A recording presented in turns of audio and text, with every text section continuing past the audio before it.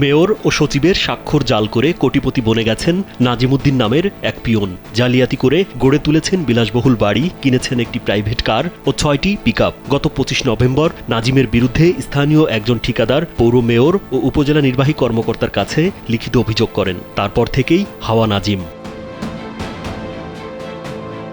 2005 সালে 8ম শ্রেণী পাশ করা নাজিম পিয়নের চাকরি পান চট্টগ্রামের পটিয়া পৌরসভায়। 2012 সালে তৎকালীন পৌর মেয়র অধ্যাপক হারুনুর রশিদ তাকে সহকারী হিসাবরক্ষক হিসেবে নিয়োগ দেন। পরে কয়েকজন ঠিকাদারের অভিযোগের পর নাজিমকে কর আদায়কারী হিসেবে বদলি করা হয়। এ সময় তিনি মেয়র ও সচিবের স্বাক্ষর জাল করে সোনালী ও রূপালী ব্যাংকে পৌরসভার নামে দুটি ভুয়া অ্যাকাউন্ট খোলেন।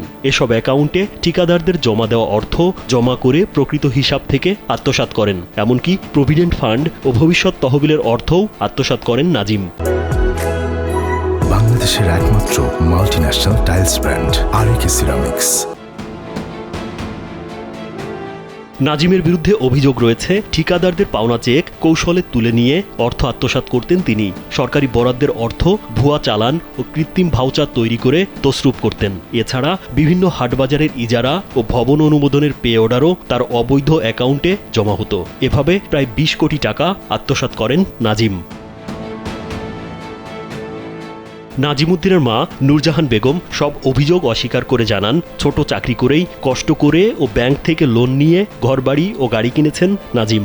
আর একান ছোট চাকরি করে কিন্তু তারা সংসার চালায়।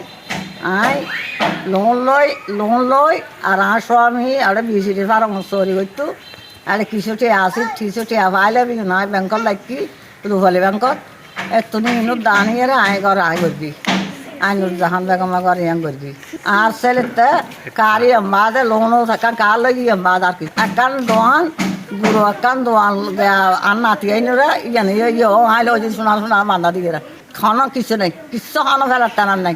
ফেলার টাইলি তোমার আগে আনমিজি এখন তো ডিজিটাল আছে, ডিজিটাল চাইয়ে তোমার ইনস্টল করে ফেলা হবে। দীর্ঘদিন পরও আইনগত ব্যবস্থা না নেয় গত 25 নভেম্বর ঠিকাদার SM রেজা রিপন পটিয়া পৌরসভার মেয়র ও উপজেলা নির্বাহী কর্মকর্তা আলাউদ্দিন ভুইয়া জনির কাছে লিখিত অভিযোগ করেন। পৌরসভায় আর্থিক অনুদানের 500 টাকা 1000 টাকা বিভিন্ন জনকে আর্থিক সহায়তা করে।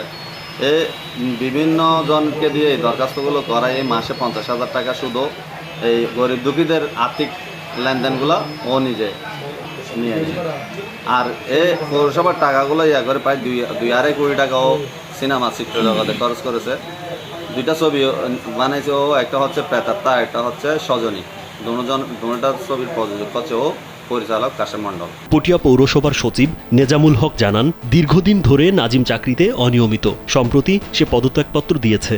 এখন পর্যন্ত তার বিরুদ্ধে কোনো অভিযোগ না থাকায় তদন্ত হয়নি। এ ব্যাপারে নির্দেশনা দিলে তদন্ত করে ব্যবস্থা নেওয়া হবে। নাজিম তো অভিযোগ করে অনিয়মিত আর ব্যবস্থা নেই। বিভিন্ন সময় ওর শোকজের অনুদানের প্রত্যুত্তর নেওয়া হয় এবং ও অনেক সময় দেখা গিয়ে দিই ওরে খুঁজে নেওয়া হয় সিটিজিং ইন্ডিয়া নোটিশ টাঙ্গাই দিয়ে।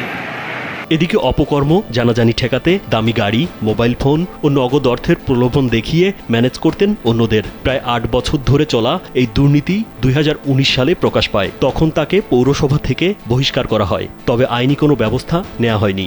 মেয়র তার কাছ থেকে আত্মসাৎ করা অর্থ ফেরত আনার চেষ্টা করলেও ব্যর্থ হন। রাজীব বিশ্বাস, কালবেলা।